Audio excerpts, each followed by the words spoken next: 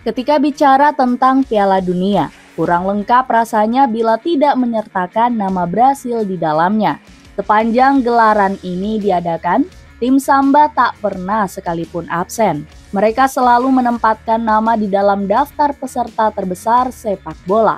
Yang lebih mengesankan, negara yang beribu kota di Brasilia juga menjadi tim dengan gelar juara dunia terbanyak, yakni 5. Sayangnya, gelar terakhir yang didapat terjadi sekitar 20 tahun silam, atau tepat pada tahun 2002.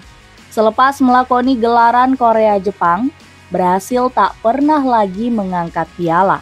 Mereka selalu kesulitan menembus panggung juara meski dihuni oleh pemain-pemain kelas dunia.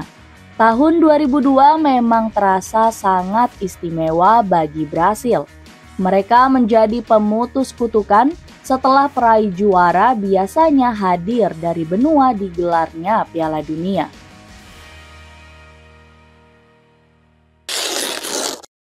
Cerita mengejutkan sebelum Piala Dunia.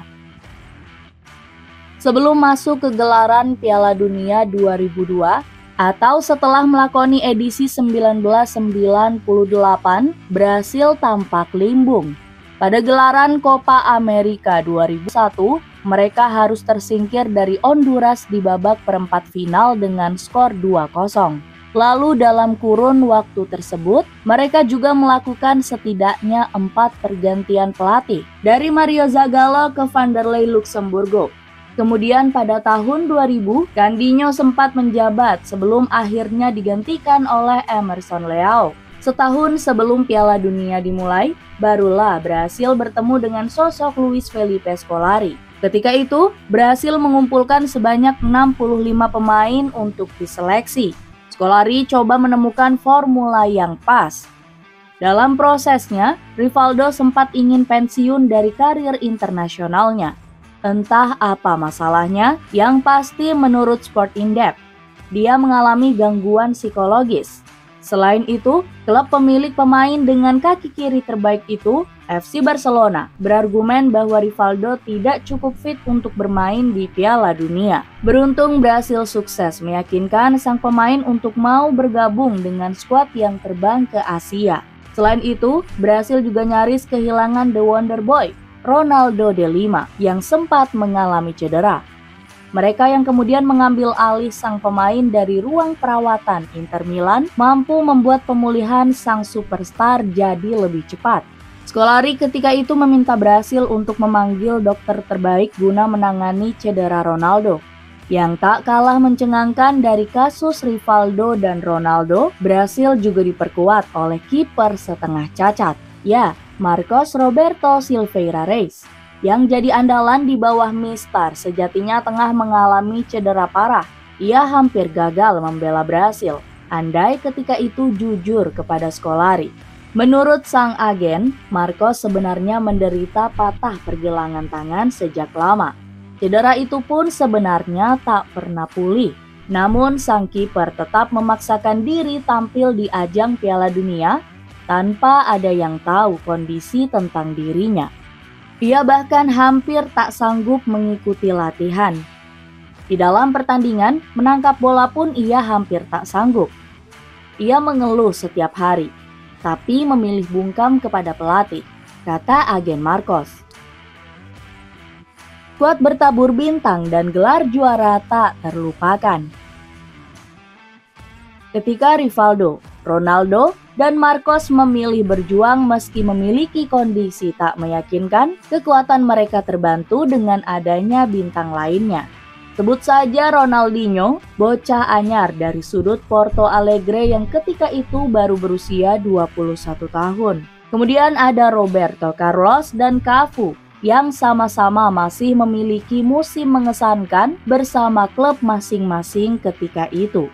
Yang tak kalah menarik, kesempatan juga diberikan kepada Gilberto Silva yang merupakan pemain cadangan untuk gantikan peran Emerson yang tiba-tiba mengalami cedera di sesi latihan. Luis Felipe Scolari juga menaruh nama Kleberson untuk memperkuat lini tengah. Menggunakan skema 3 back, Scolari mempercayakan lini belakang kepada sosok Lucio yang begitu tangguh. serta Edmilson dan Rocky Junior yang masih berada di masa terbaiknya. Di sisi lapangan dan bagian tengah sampai ke depan, pemain yang disiapkan telah menunjukkan kualitas terbaiknya sepanjang turnamen. Berhasil menyapu bersih semua pertandingannya di Korea Jepang. Mereka juga mencetak total 18 gol dan hanya kebobolan 4 kali. Di grup C, berhasil melibas tim semacam Turki, Cina, hingga Costa Rica dengan skor meyakinkan. Kemudian ketika masuk ke babak 16 besar, mereka berhasil tumbangkan Belgia dengan skor 2-0 lewat aksi Ronaldo dan Rivaldo. Babak perempat final kemudian menjadi panggung sempurna bagi Ronaldinho yang jarang dimainkan di babak kualifikasi. Bocah dengan senyuman khas itu mencetak gol spektakuler ke gawang David Seaman untuk membawa Brasil menang dengan skor tipis 2-1. Di babak semifinal, secara mengejutkan mereka bertemu dengan Turki yang tampil menggila. Beruntung, Ronaldo yang ketika itu menjadi bintang mampu mencetak satu-satunya gol yang dibuat tim Samba. Brasil menang 1-0 dan berhak atas satu tempat di partai final. Tepat pada 30 Juni 2002, Stadion Internasional Yokohama kemudian menjadi panggung pertunjukan terakhir timnas Brasil. Tanpa kesulitan berarti, Ronaldo melibas gawang kiper terbaik turnamen Oliver Kahn sebanyak 2 kali. Tepat setelah wasit Pierluigi Collina meniup peluit panjang tanda pertandingan berakhir, seluruh pemain Brasil langsung menunjukkan wajah sumringah. Mereka berlarian dengan arah tak jelas tanda kebahagiaan. Mata mereka terus memancarkan kebahagiaan tak tertahankan. Ledakan kegembiraan ketika itu pun turut disaksikan oleh sebanyak 69.000 penonton yang hadir ke stadion. Sementara itu, dari pinggir lapangan, Kepala Pelontos Felipe Scolari terus diusap oleh jajaran asistennya. Pelatih yang kini berusia 74 tahun itu tak bisa menyembunyikan raut muka gembira sekaligus haru ketika Kapten Cafu mengangkat trofi Piala Dunia. Sekali lagi, Brasil resmi menjadi tim pertama dan satu-satunya hingga sekarang yang pernah 5 kali menjuarai Piala Dunia. Raihan itu pun bisa dibilang sebagai pelampiasan usai gagal di final Prancis 1998. Terutama bagi seorang Ronaldo Nazario de Lima. Penebusan dosa Ronaldo. Di ajang Piala Dunia 2002, Ronaldo tidak hanya berhasil membawa Brasil meraih gelar juara, namun dia juga keluar sebagai top skor dengan catatan 8 gol. Maka dari itu, wajar bila pemain dengan gaya rambut nyentrik itu terlihat sangat puas dengan pencapaiannya di gelaran Korea-Jepang. Di samping kepuasannya karena telah berhasil membawa Brasil juara, Ronaldo juga menyimpan hasrat pembuktian. Setelah pada 1998, dia tampak linglung dan gagal mencetak satu pun gol di laga final melawan Prancis. 11 Juli 1998 menjadi malam kelabu bagi Ronaldo. Dia diserang gejala aneh, mulutnya tak bisa berhenti berteriak, dan tubuhnya beberapa kali kejang.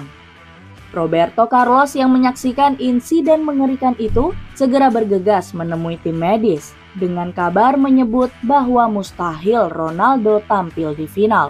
Namun meski pada akhirnya dimainkan selama 90 menit, Ronaldo yang sudah mencetak 4 gol di pertandingan-pertandingan sebelumnya gagal tunjukkan aksi terbaiknya di laga final.